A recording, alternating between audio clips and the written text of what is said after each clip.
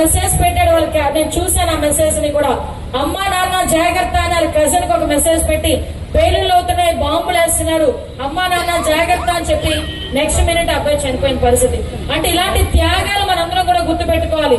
మన next generations కి తెలియాలి. మన సైనికులు చేస్తున్న త్యాగాలు మనందరికీ కూడా తెలియాలి.